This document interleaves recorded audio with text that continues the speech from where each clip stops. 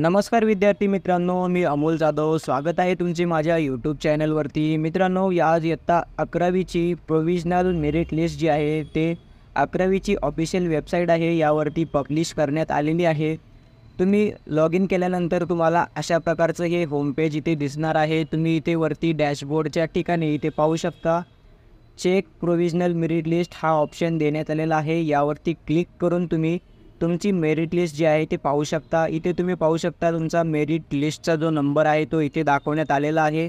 त्यानंतर इथे तुमचे मेरिटचे जे मार्क आहेत ते इथे दाखवण्यात आलेले आहेत. जर तुमचे हे मार्क्स बरोबर नसतील, याच्यामध्ये काही तुम्हाला कमी जास्त मार्क आहे असे वाटत असेल, तर तुम्ही याच्यासाठी गिव्हरन्स देऊ शकता. किंवा तुमच्या नाव जे आहे, नावामध्ये स्पेलिंगमध्ये काही मिस्टेक असेल, किंवा इथे तुमची जी कास्ट कॅटेगरी आहे, कास्टमध्ये जर तुमचं काही चुकीचं फॉर्ममध्ये काही चुकीचं वाटत असेल, तर तुम्ही यासाठी गिव्हरन्स इथे अप्लाय करू शकता. तर तुम्हाला त्यासाठी इथे खाली बघा, खाली इथे ऑप्शन देण्यात आलेला आहे सेंड गिव्हरन्स. यावरती आपल्याला क्लिक करून घ्यायचं आहे आणि गिव्हरन्स जो आहे तो जे काही तुमची इथे क्वेरी आलेली आहे, समजा मार्क्स कमी असतील तर तुम्ही इथे टाईप करून सांगू शकता की मार्क्समध्ये कमी जास्त झालेलं आहे, किंवा नावामध्ये काही स्पेलिंग मिस्टेक असेल तर तुम्ही इथे स्पेलिंग मिस्टेक दाखवू शकता. अन्यथा जर तुमचं कास्टमध्ये जर काही चेंजेस असतील तर तुम्ही इथे कास्ट सर्टिफिकेटवर तुमची जे कास्ट दिसत आहे ती कॅटेगरी जर इथे दिसत नसेल, तर तुम्हाला तसं गिव्हरन्समध्ये मेन्शन करायचं आहे आणि सेंड गिव्हरन्स यावरती क्लिक करून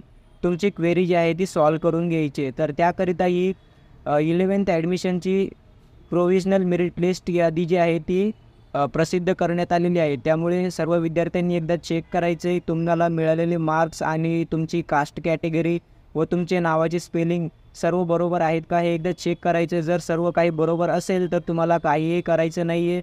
27 तारखेला जी आपली पहिली यादी लागणार आहे, फेरी क्रमांक 1, त्यामध्ये तुम्हाला तुमच्या कॉलेजचे अलॉटमेंट, कुठल्या कॉलेजला नंबर लागलेला आहे ते तुम्हाला समजेल. त्यानंतर तुम्हाला प्रोसीड टू ॲडमिट यावरती क्लिक करून ते जे काही कॉलेज तुम्हाला अलॉट झालेलं आहे त्या कॉलेजमध्ये तुम्हाला ॲडमिशन घेण्याची प्रोसेस ही तिथून पुढे सुरू होणार आहे.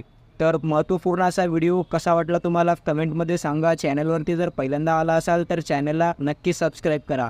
असेच महत्त्वपूर्ण व्हिडिओज आपल्या चॅनलवरती येत राहतात. जय हिंद, जय महाराष्ट्र.